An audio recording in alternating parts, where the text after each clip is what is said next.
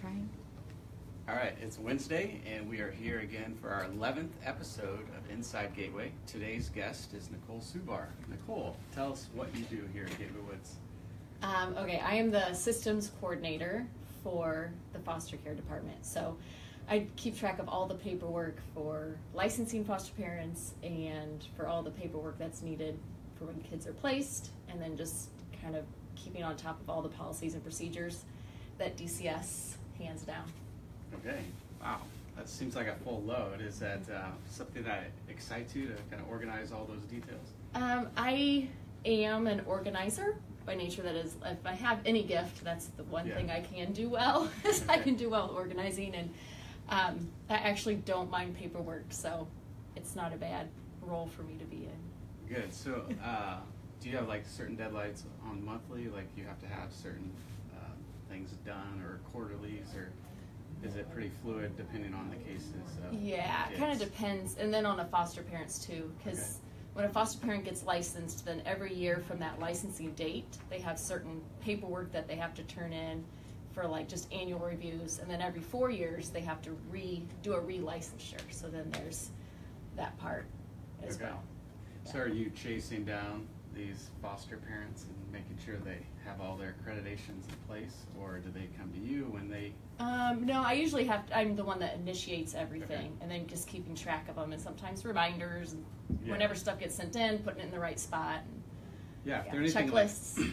Anything like me, I'm very forgetful, so it's nice to have people that kind of gently remind you. Yes, I send out friendly reminders. There you go. Yeah. And as always, if you have questions from the field, please don't hesitate, and we will try to answer, but we'll keep moving. So, Nichole, how long have you been in this role? I've been here in foster care for almost 4 years, so we'll be 4 years next month. Okay. And before that, you were? I was a house parent with my husband Paul for 5.5 years. Okay. I went from house parenting pretty much right into this role. Okay. So, how did house parenting prepare you for this role?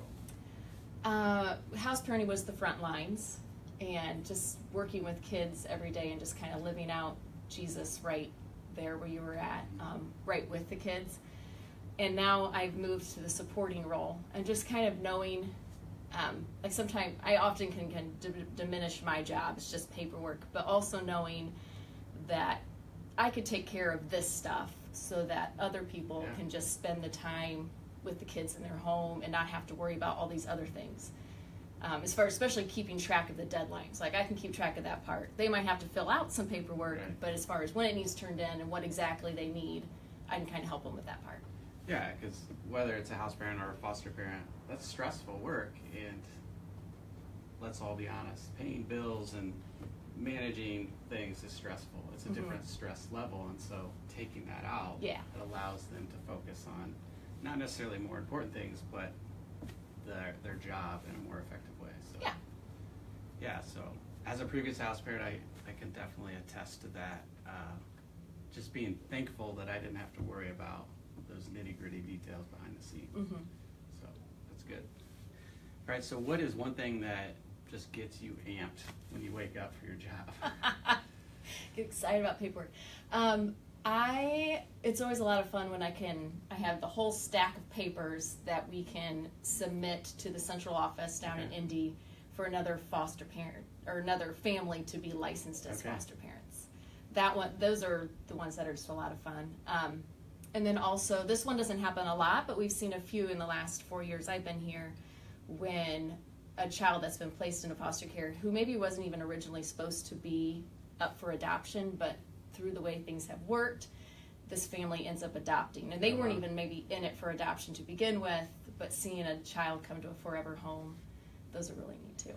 Yeah, so as some people don't know, you can obviously adopt various different ways, internationally, domestically, and then through the foster care department. So how often do kids get adopted through the foster care and Gateway, or in your experience? Yeah, I can't speak to like exact, but I mean the last 4 years, I think I maybe seen like 4 adoptions. So it's May 2nd, and this is a special month. What is this month? National Foster Care Appreciation Month. Okay. Something like, or National Awareness, Foster Care whatever. Month awareness. Yeah. Yeah. Okay. So why is May this month? Like, do we know, or what's the reason that foster care has a month?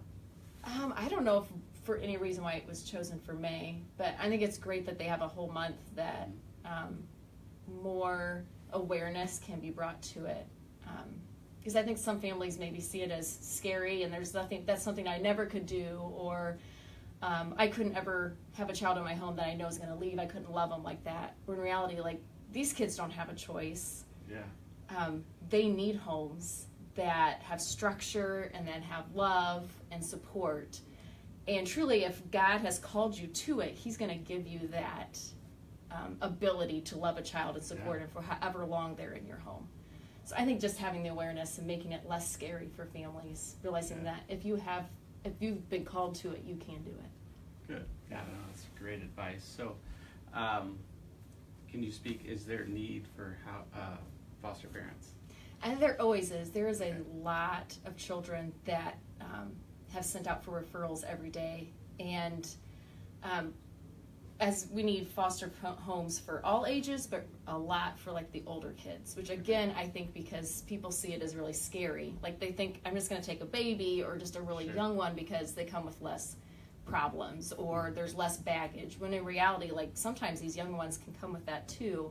And these older kids, they come with the ability to be able to talk with you and be able to have some reasoning that maybe a young child wouldn't. I think we just having homes that are open to even giving that a shot and giving these kids a shot. So what is the age that you're referring to when you say older kids? Like 11 on up. Okay, and 18 up to 18 is when they age out, or yeah. Okay, so when a kid ages out of the foster care, what are their options? Oh boy, I don't know all of those specific, but there's like the collaborative care that they can go into that can help them. Which basically is kind of on their own, but with some assistance, right? Yes, that as long as they keep doing what they need as far as either keep continuing their schooling, if they need to get their GED or finish their diploma, or go into further education. They can help them with housing, and there's like the 21st Century Scholarship that can help pay for schooling for them. Oh, wow. So they have things in place that can help kids who are aging out. And the LARC department, right? Yes. Okay.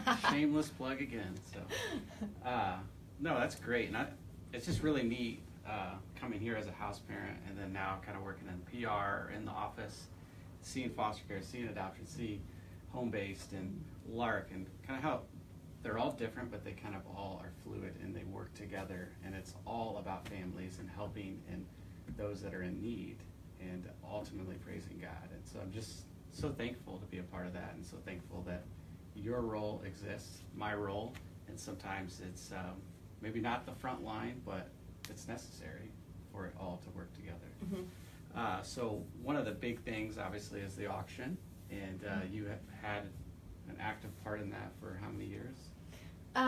Well, ever since I moved here into the office, I've kind of also helped the week of the auction just with bringing in all the items and helping catalog them and figuring out where to go with them as far as what tent and preparing Again, for your it. organization skills are coming Yeah. into play, so. All right, so speaking to a little bit of the auction, like what makes the auction special in your opinion? It is just a lot of fun. Even the week leading up to it, seeing the amount of people that come just to help and support it. And then that day of, when you've got like, I don't know, 2,000 plus people roughly, who show up on this campus, and the big hearts to either the things they've donated or the amount of money they're willing to just leave here, whether they leave with a lemon shake up or they leave with a 1974 pickup truck or something. Yeah. Very good. So if you could, somebody that's on the fence to come to the auction, what would you say to them? Just come. I mean, if anything, there's really great food, and there's all sorts of smiling faces. So if, even just being able to walk it and just experience it. Yeah. Very good. Yeah, I would echo that notion. The auction is a very special day, and again, it's the people that come together that makes it special, in my opinion. But all right, so speaking to house parenting again a little bit more, what is a favorite memory? Because you said 5.5 years. Mm-hmm. I mean, that's up there in house parent years. I Yeah. always like to say it's like dog years. So you Right. multiply it by at least 3. Yeah. But yeah, speaking to a memory or something that really kind of stands back, and somebody said, again, is on the fringe of maybe wanting to be a house parent, just share with them like one of your favorite moments. Oh. I feel like there was just lots of little moments where a kid would say something funny or quirky that would just kind of crack us up. We would sometimes do house trips, like we went down to the Creation Museum one time with the kids. It was really neat to see that. To be able to celebrate Christmas with some of these kids, we had someone who had never heard the story of Jesus. Oh, wow. And to walk them through that. Like I had someone say, like, no, wait, so Christmas isn't about Santa Claus? Okay. And just being able to tell them about Jesus. Yeah. In that Wow. room. No, that is special. Yeah, it's an opportunity to live with your family and share the love of Christ in just a real way, and that's awesome. Yeah, I always, if someone is thinking about it, I say I know that we have a better marriage because of house parenting. I know that we are better parents because of house parenting, and you say we learn a lot from the kids just about ourselves. Yeah. And I've just grown so much because, like, through hard things is where you grow, and we all want to keep growing closer to God. And this is a way that, yeah, I know I'm a better person because I was a house parent. Yeah. I'm not done yet, but I'm better than I was. That's good. No, yeah, it's that sanctification, that growing in grace in Christ, and it's we're not done until we're either dead or Jesus comes back. Yeah. So, amen. Any questions from the field? No questions, but we have a comment from Tracy Springer. Is she, Oh, she a yes, foster parent? foster parent. Okay, she says hi, and she says she's referencing, I think, your comment about foster parenting, that yes, they need that all-in love, the people who will hurt when they leave and will love them to that extent. Yes, good point, Tracy. Very good. All right, so do you, in your time as being in this role in foster care, maybe it's an experience that you had or something that one of the foster care workers had that just really kind of kept you going? Because let's be honest, you might be excited to organize papers, but it probably gets old after a little bit. But what keeps you going, I guess? I think, again, like what I had mentioned before, seeing like adoptions happen or seeing really good, solid families become foster parents. We've even seen times where we've seen the actual bio parents, because their kids were in foster care and they went and got help, and they actually turned their life around and were able to get their kids back. Those are neat too, because we ultimately want their children to be with families. We want them to be in healthy, structured, secure homes. Yeah, very good. So is there anything else you would like to add or that we didn't cover today? I don't think so. I think you got it all. I have a question.